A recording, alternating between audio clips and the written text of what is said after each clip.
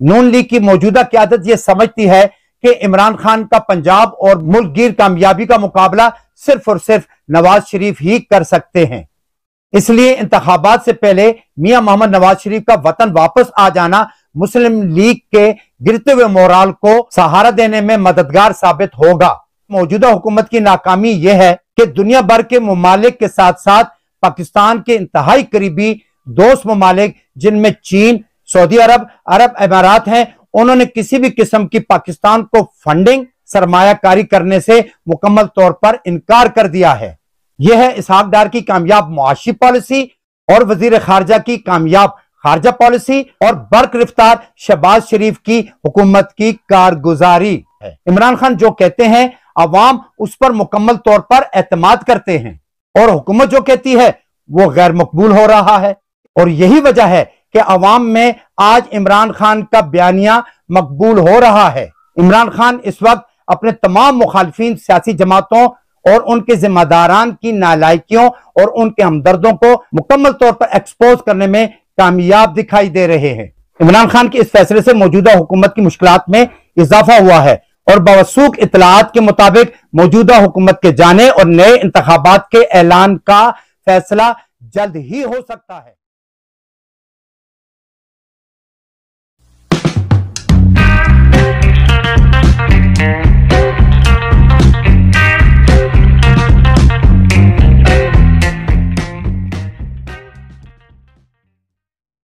अस्सलाम वालेकुम दोस्तों, Sajjad Khan Jadoon official YouTube channel और फेसबुक पेज पर आप सबको खुशामदीद।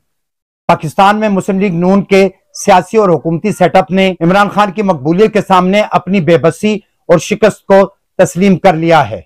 एक तरफ इमरान खान का सर चढ़ता बयानिया है और दूसरी तरफ मुआशी बदहाली है जिसने हुकूमत को इंतहाई बदहाल करके रख दिया है। इन्हीं मसाइल और मुश्किलात को सामने रखते हुए मुस्लिम लीग नून के कायद मियां मोहम्मद नवाज शरीफ की वतन वापसी की कार्रवाई को तेज तर कर दिया गया है। मुस्लिम लीग नून और उनके इत्तेहादियों ने इमरान खान का मुकाबला सियासी सेटअप में रहते हुए करने की बहुत कोशिश की। इस सिलसिले में मरियम नवाज ने सियासी और इंतखाबी जलसों से खिताब भी किया, लेकिन खातिर खा पिजीराई न मिलने के सबब मरियम नवाज भी लंदन में जाके अपने वालिद के पास बैठ गई हैं। मुस्लिम लीग की बाकी क़यादत ने अपना रवायती सियासी तरीका अपनाते हुए इमरान खान को बदनाम करने और उनकी अवामी मकबूलियत को कम करने के लिए इल्जामात का एक नया सिलसिला शुरू किया जो ताहाल बरकरार है। लेकिन मामला यहां पर उल्टा हो रहा है कि इमरान खान की मकबूलियत में रोज बरोज इजाफा होता जा रहा है और इसी तरह से हुकूमत की मकबूलियत में कमी देखने में आ रही है, जिसका सबूत उनके मुल्कगीर कामयाब जलसे, इसके अलावा धरने और लॉन्ग मार्च हैं। इसी तरह से ज़िमनी इंतखाबात में उनकी जमात की कामयाबी और इमरान खान की 5 से 6 सीटों पर कामयाबी से यह बात सामने आ जाती है कि पीटीआई और इमरान खान इस वक्त पाकिस्तान की मकबूल तरीन जमात और लीडर हैं। इसलिए मुस्लिम लीग नून की क़यादत ने यह फैसला किया कि नवाज शरीफ की वतन वापसी को तेज तर किया जाए और हर सूरत में इंतखाबात से पहले उनकी वापसी को मुमकिन बनाया जाए ताकि इमरान खान का डटकर मुकाबला किया जा सके। नून लीग की मौजूदा क़यादत यह समझती है कि इमरान खान का पंजाब और मुल्कगीर कामयाबी का मुकाबला सिर्फ और सिर्फ नवाज शरीफ ही कर सकते हैं। इसलिए इंतखाबात से पहले मियां मोहम्मद नवाज शरीफ का वतन वापस आ जाना मुस्लिम लीग के गिरते हुए मोराल को सहारा देने में मददगार साबित होगा। दोस्तों, हुकूमत को इस वक्त बहुत सारे महाज पर नाकामियों का सामना है। मुआशी बदहाली और आवाम को रिलीफ देने के बजाय महंगाई और बेरोजगारी की चक्की में आवाम को पीस दिया गया है, जिससे हुकूमत की शोहरत को सख्त धचका पहुंचा है।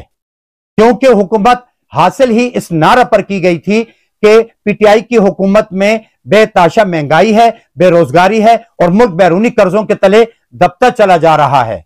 इन तमाम मसाइल में महंगाई को सख्त निशाना बनाया गया और इमरान खान की हुकूमत को गैर मकबूल करने के लिए यह बयानिया अपनाया मुस्लिम लीग नून ने और उनकी इत्तेहादी जमातों ने कि पाकिस्तान में इमरान हुकूमत में इंतहाई गुर्बत है और महंगाई सर चढ़कर बोल रही है। लेकिन यहां असर उल्टा दिखाई दे रहा है कि जब से इत्तेहादी हुकूमत कायम हुई है पेट्रोल की कीमत में 100 से 150 तक इजाफा हुआ है और महंगाई कई 100 गुना ज्यादा हो चुकी है।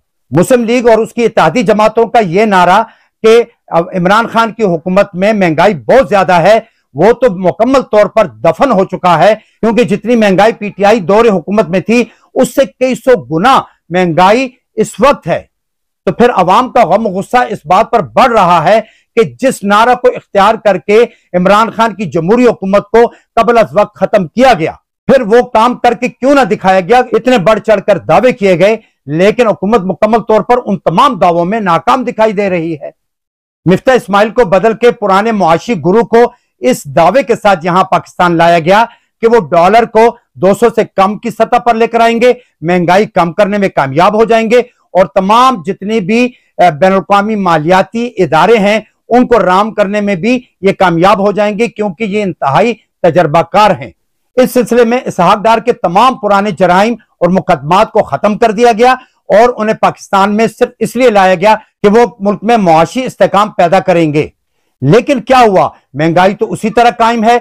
डॉलर 200 की निचली सतह पर आने के बजाय मजीद महंगा तर होता जा रहा है और स्टॉक एक्सचेंज में रोज बरोज इतनी मंदी दिखाई दे रही है कि सरमायाकारों के अरबों रुपए अब तक डूब चुके हैं, जिससे अवाम का गुस्सा रोज बरोज बढ़ता जा रहा है और हुकूमत की मकबूलियत में कमी और पीटीआई की शोहरत में इजाफा हो रहा है और इमरान खान इन तमाम मामलात को पेश करने में कामयाब दिखाई दे रहे हैं। इसहाक डार को जब मुकम्मल प्रोटोकॉल के साथ पाकिस्तान लाया गया तो उन्होंने शिद्दत जज्बात में आकर बड़े बड़े बोल डाले। उन्होंने कहा कि मैं तमाम पाकिस्तानी और गैर मुल्की मालियाती इदारों को राह रास्त पर लाने में मुकम्मल तौर पर कामयाब हो जाऊंगा, क्योंकि मैं ये जानता हूं और समझता हूं कि उन्हें कैसे राम किया जाता है।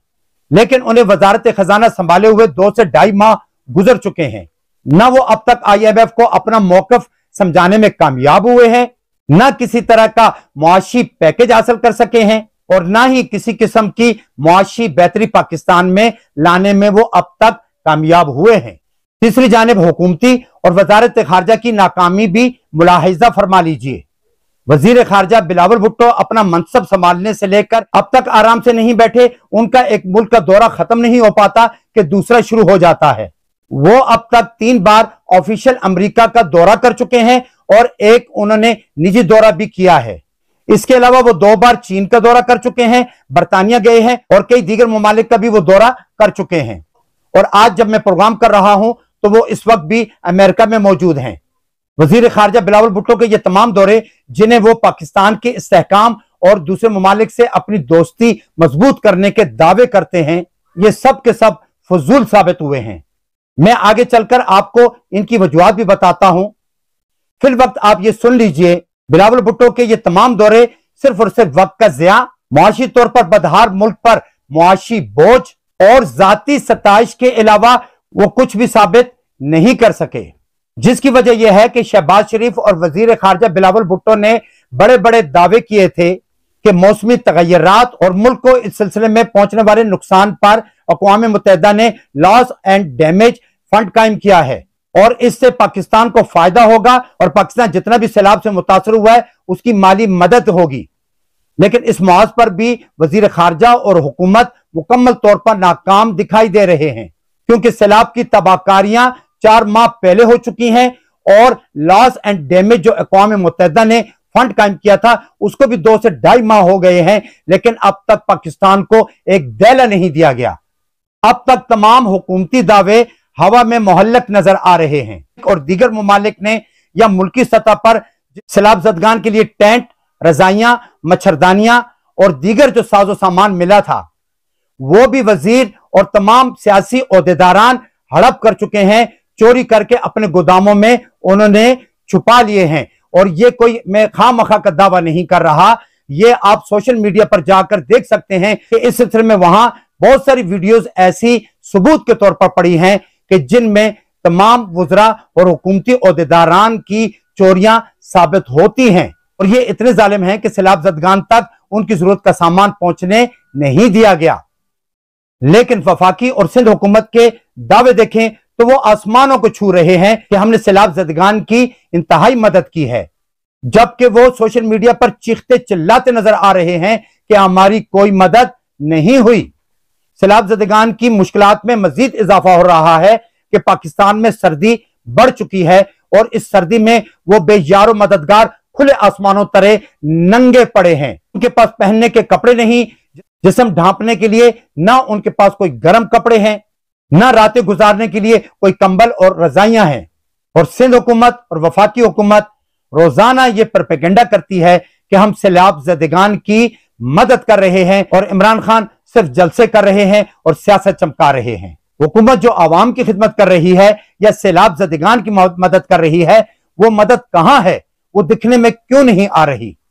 चौथी जानिब मौजूदा हुकूमत की नाकामी यह है कि दुनिया भर के ममालिक के साथ साथ पाकिस्तान के इंतहाई करीबी दोस्त ममालिक जिनमें चीन, सऊदी अरब, अरब अमारात हैं, उन्होंने किसी भी किस्म की पाकिस्तान को फंडिंग, सरमायाकारी करने से मुकम्मल तौर पर इनकार कर दिया है। यह है इसहाक डार की कामयाब मुआशी पॉलिसी और वजीर खारजा की कामयाब खारजा पॉलिसी और बरगिरफ्तार शहबाज शरीफ की हुकूमत की कारगुजारी। पांचवी जानिब मौजूदा हुकूमत की मुश्किलात का एक उनसर यह भी है कि इमरान खान का बयानिया अवामी तौर पर इंतहाई मकबूलियत हासिल करता जा रहा है। हुकूमती जमातों पर अवाम का एतमाद कम होता जा रहा है। राय आमा इस वक्त इमरान खान के हक में और हुकूमत के मुखालिफ जा रही है। इमरान खान अपनी सबकदोशी से लेकर आज 8 माह गुजर गए हैं, वो अवाम के अंदर मौजूद हैं, अवाम से मुसलसल राब्ते में हैं। उनका हुकूमत मुखालिफ बयानिया इस वक्त सर चढ़ कर बोल रहा है। इमरान खान जो कहते हैं अवाम उस पर मुकम्मल तौर पर एतमाद करते हैं और हुकूमत जो कहती है वो गैर मकबूल हो रहा है। इसके पस मंजर में भी जो कहानी पोशीदा है वो मैं आपसे मुख्तसरन बयान कर देता हूं। दोस्तों, पाकिस्तान मुस्लिम लीग नून और पीपल्स पार्टी पिछले 30-35 सालों से सिंध, पंजाब और वफाक में हुकूमत कर रही हैं और अवाम है कि उनके हर दौर में महंगाई, बेरोजगारी, सेहत, तालीम की कमी और दहशतगर्दी का सामना करते चले आ रहे हैं।